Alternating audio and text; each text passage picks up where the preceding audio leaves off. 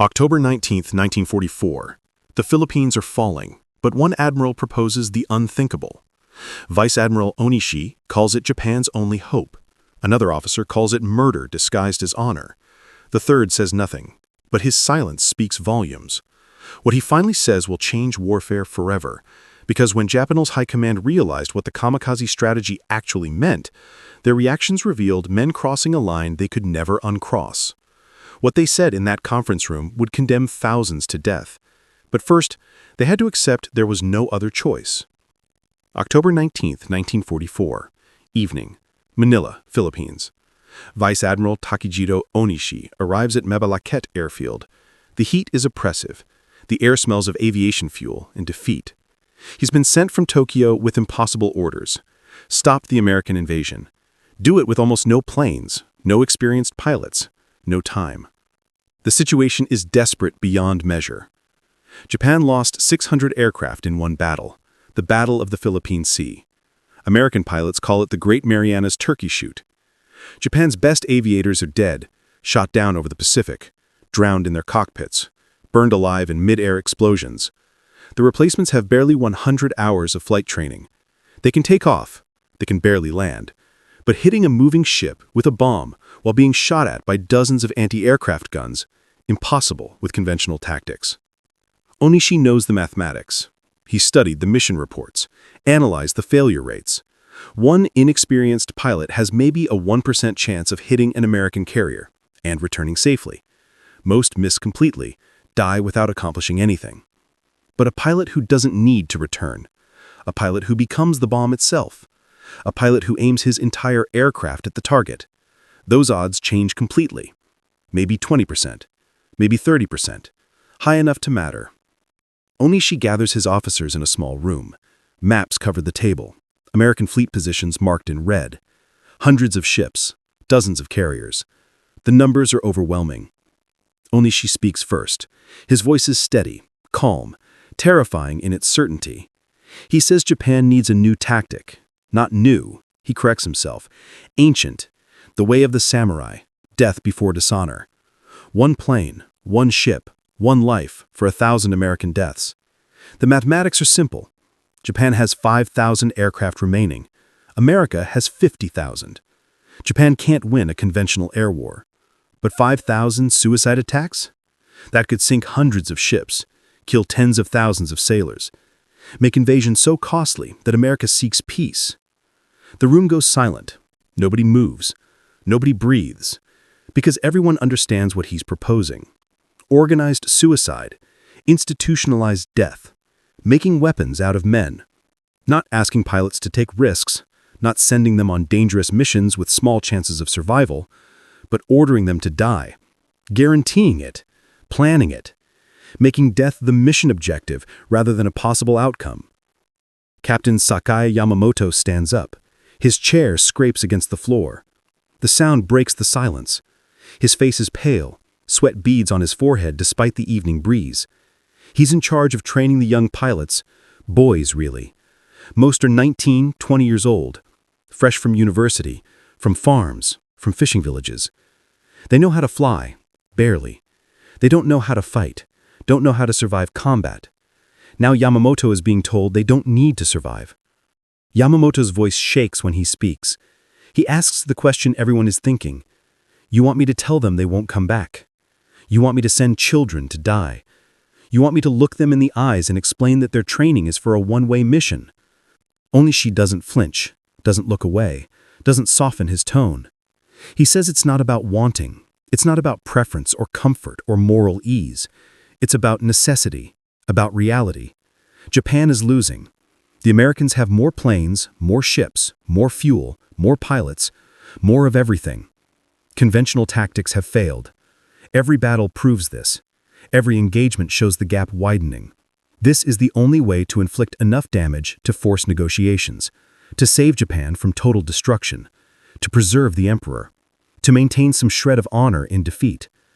Yamamoto sits down slowly. His hands are trembling. He grips the edge of the table to steady them. But he doesn't argue further. Can't argue. Because Ōnishi is right about the situation. The conventional war is lost. Everyone knows it. Nobody will say it out loud, but it's true. Commander Asaichi Tamai speaks next. He's a veteran pilot. He survived 30 missions, shot down 6 American planes, Crash-landed twice, pulled 3 pilots from burning wreckage. He knows what combat looks like, knows the difference between bravery and suicide. Tamai says this isn't warfare. This is execution with extra steps. This is taking the desperate gambles that happen in the chaos of battle and making them official policy. You're not asking for volunteers. You're creating a system where refusing means dishonor worse than death, where saying no means betraying your squadron, your family, your nation, your emperor, where survival becomes shame. Onishi nods. He agrees completely, doesn't deny it, doesn't try to soften the reality, and that's exactly why it will work. Because the cultural pressure will ensure volunteers. Because no young pilot can refuse and live with himself afterward. The moral weight of this decision hangs in the air like smoke. These aren't soldiers being sent into dangerous combat with a chance of coming home. These are men being ordered to die.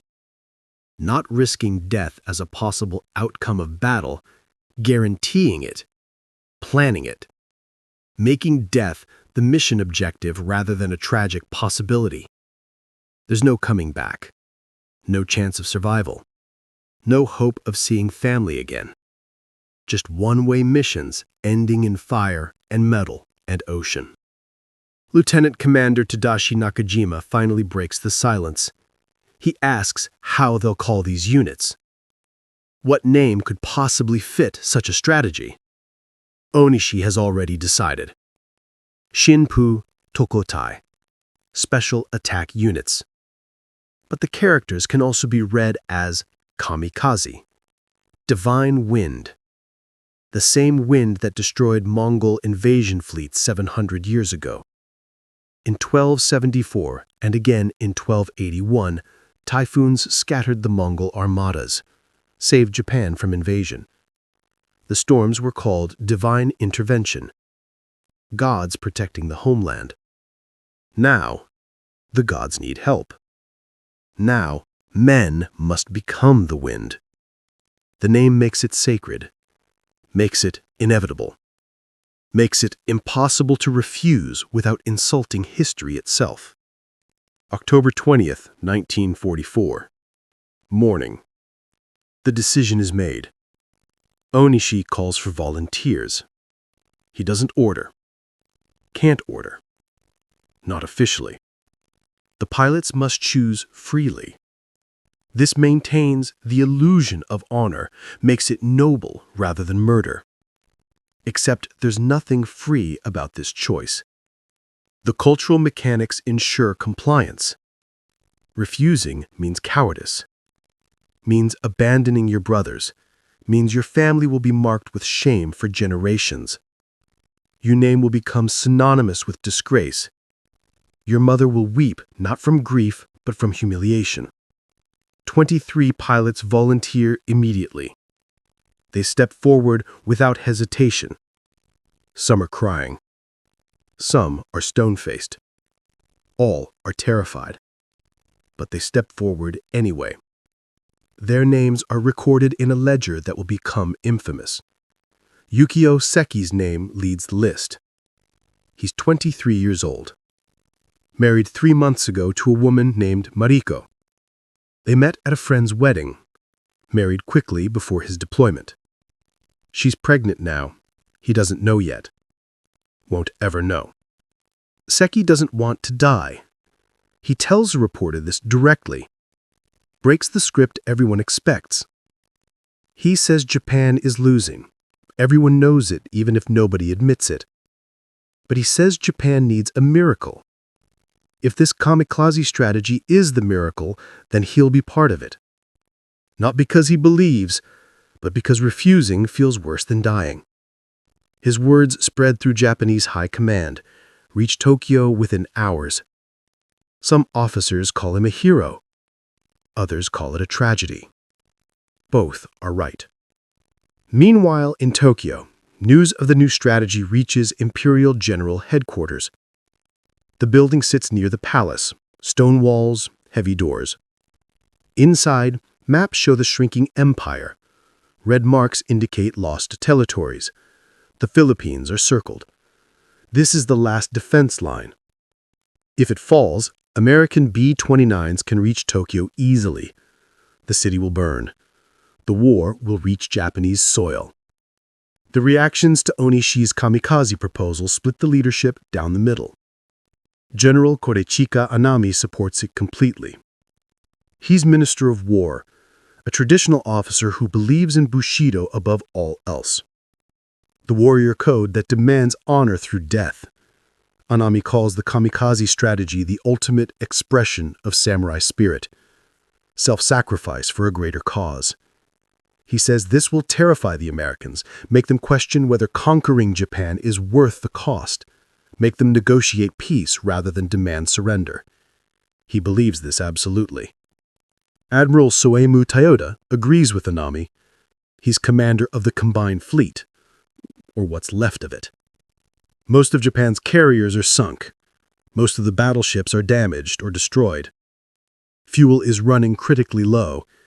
Toyoda sees the kamikaze strategy as Japan's last card, the only move left to play. A desperate gamble, but doing nothing guarantees loss. At least this gives a chance. At least this hurts the enemy.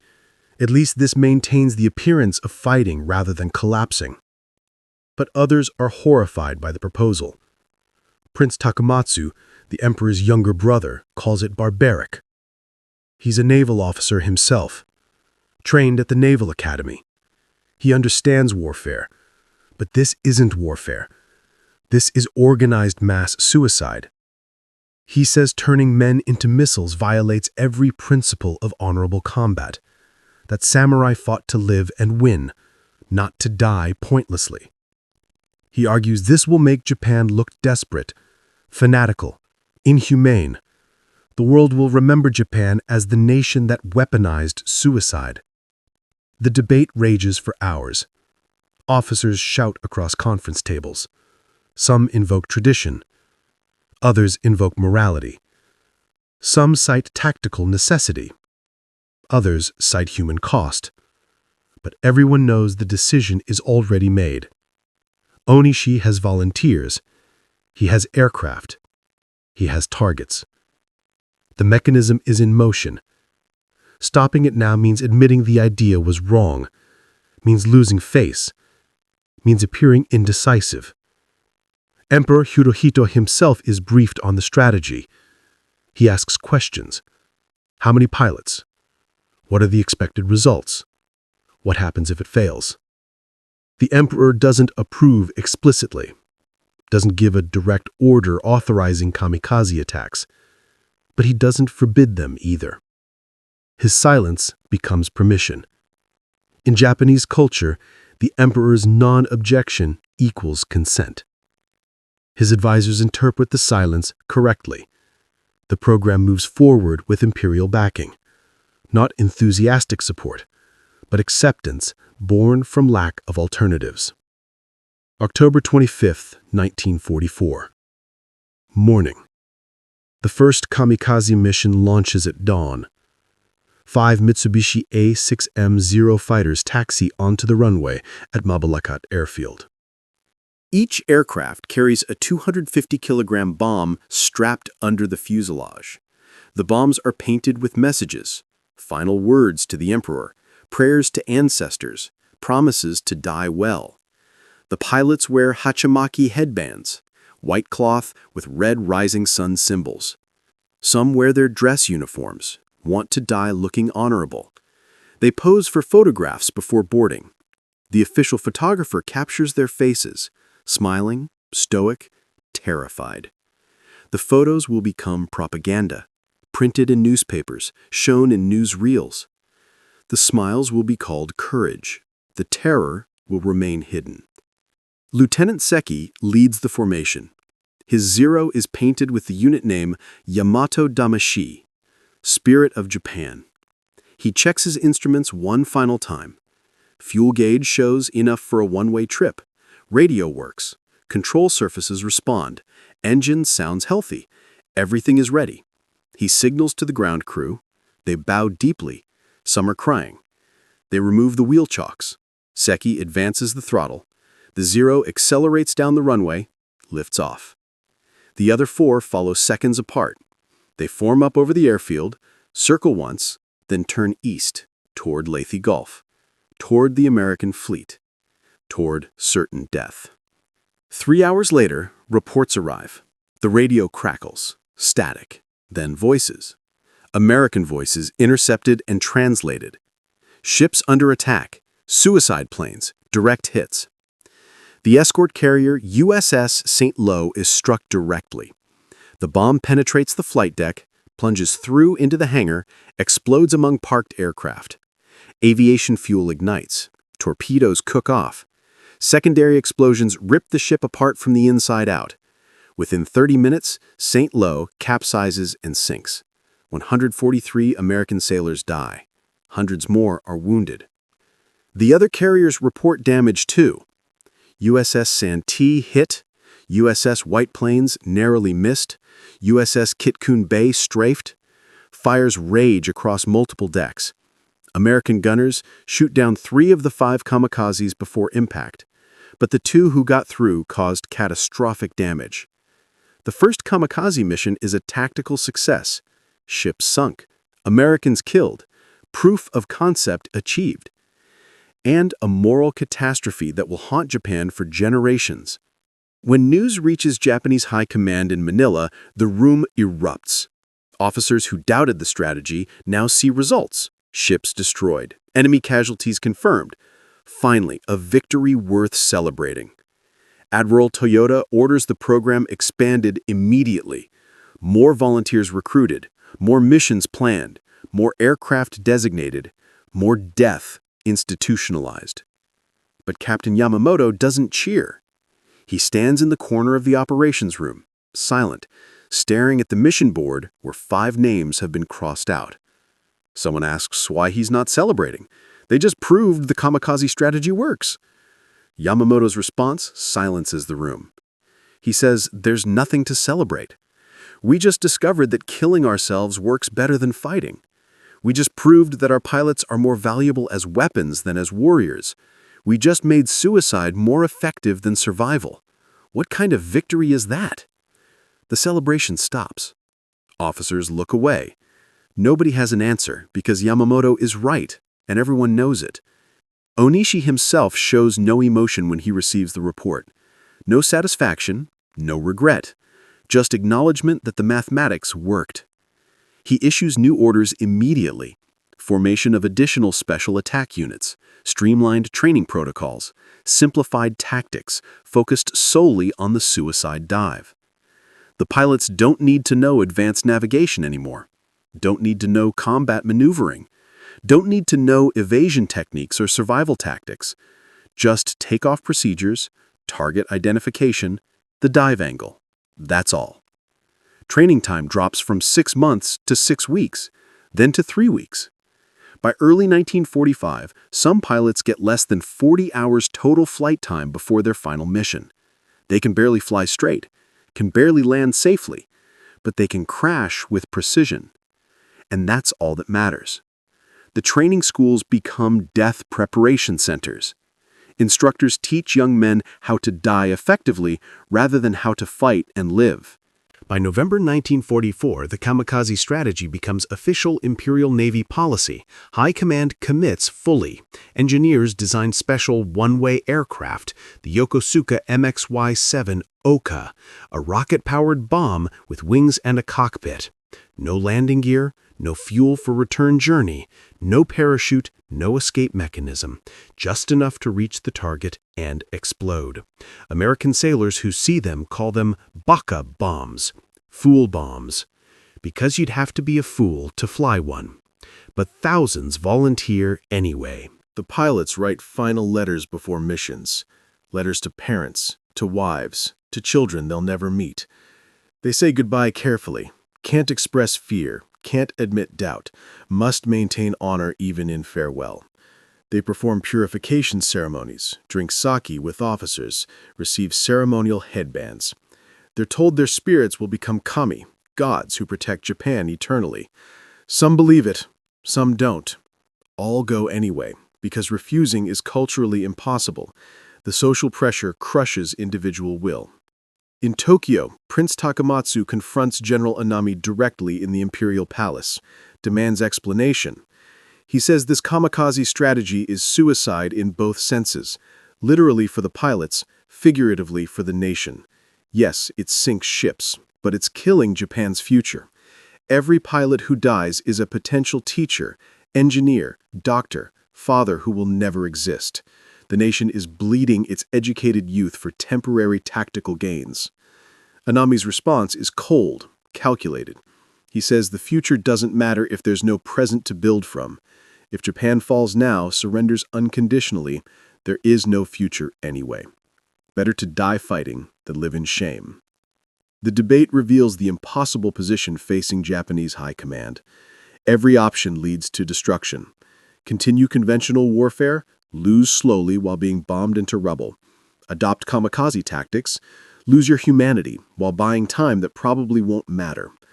Surrender now, face occupation, and the end of imperial traditions. They choose the option that feels like fighting, that maintains the appearance of honor, that turns inevitable death into voluntary sacrifice. By spring 1945, over 2,000 kamikaze sorties have launched. The results devastate both sides. Americans lose ships, sailors, and psychological certainty. Every approaching aircraft might be a suicide attack. No way to tell until the last second. Japanese lose pilots, aircraft, and moral foundation. The strategy that was supposed to save Japan is consuming it instead. Vice Admiral Motome Ugaki takes personal command of kamikaze operations, plans massive coordinated attacks. Operation Kikusui, floating chrysanthemums, hundreds of suicide planes launched simultaneously. Poetry wrapped around mass death. April 1945, Battle of Okinawa begins. Japanese High Command launches 10 massive kamikaze waves, nearly 1,500 suicide sorties over 3 months. They damage or destroy over 300 Allied ships, kill nearly 5,000 American sailors, wound thousands more. The U.S. Navy suffers its highest casualty rates of the entire war. But Japan loses 1,500 pilots, 1,500 aircraft, 1,500 futures. The mathematics become brutally clear. You can't win a war by killing yourself. You can only make the enemy pay heavily for your inevitable destruction. American commanders are shaken by the effectiveness. Admiral Chester Nimitz orders complete censorship. Can't let the American public know how devastating these attacks are. Can't let them know Japanese pilots attack with 100% certainty of death. Can't let them know that conventional invasion of Japan will face tens of thousands of suicide attackers. The psychological impact threatens American resolve more than the tactical damage. August 1945. Hiroshima vanishes. Then Nagasaki. The atomic bombs prove Americans have a weapon as terrible as kamikaze. More terrible, because it kills without the killer dying. Emperor Hirohito announces surrender. The kamikaze program ends officially, but not immediately. Vice Admiral Ugaki refuses to accept surrender. On August 15th, he leads one final unauthorized kamikaze attack, takes 11 pilots with him. They fly toward Okinawa. Don't hit anything, just fly into the ocean and die, because the war is over, but the warrior mentality isn't. Vice Admiral Ōnishi commits seppuku that same night, ritual suicide. His final note apologizes to the kamikaze pilots, to the thousands of young men he sent to die. He says he follows them in death, seeks forgiveness from their spirits, takes full responsibility for creating the strategy.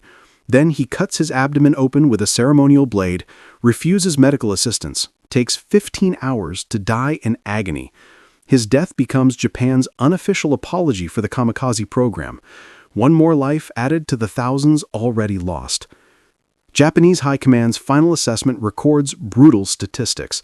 Nearly 4,000 kamikaze sorties flown, approximately 3,800 pilots killed.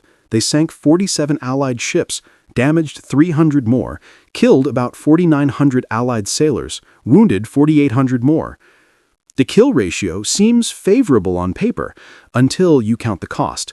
3,800 Japanese lives, educated young men, potential teachers, engineers, fathers, families destroyed, futures erased, for ships that could be replaced and a war that was already lost. What Japanese High Command said when the kamikaze strategy began changed warfare forever. Admiral Ōnishi said it was Japan's divine wind returned.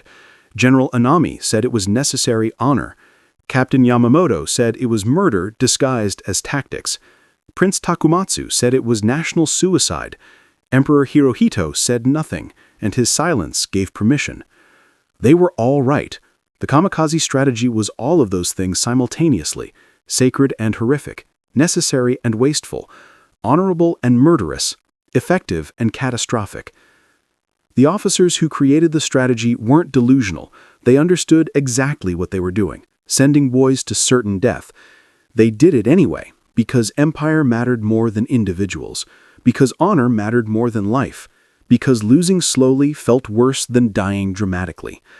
They made a calculation, traded thousands of lives for months of time, traded humanity for tactics, traded young men's futures for old men's pride. The legacy remains complicated. Were the pilots heroes or victims, warriors or waste? The answer is both. They were brave men in impossible circumstances, volunteers under unbearable cultural pressure. Their deaths mattered to their families. Their deaths were strategically meaningless. Both truths coexist. The real judgment falls on the commanders, the officers who created the system, who ordered the missions, who institutionalized suicide as official military policy. Japanese High Command's reaction to the kamikaze strategy reveals men trapped by their own culture, by codes of honor that became cages, by pride that poisoned decision-making, by traditions that demanded death over defeat. The kamikaze strategy worked exactly as designed. It terrified enemies. It bought time. It sank ships. But it also proved the war was lost. Because winning nations don't need suicide tactics. Winning nations don't weaponize their youth. The kamikaze strategy was admission of defeat disguised as defiance. What Japanese High Command said when the kamikaze strategy began determined thousands of fates. Their words justified mass death. Their words created a system where young men had to die or face eternal shame. Their words changed warfare, changed Japan, changed history.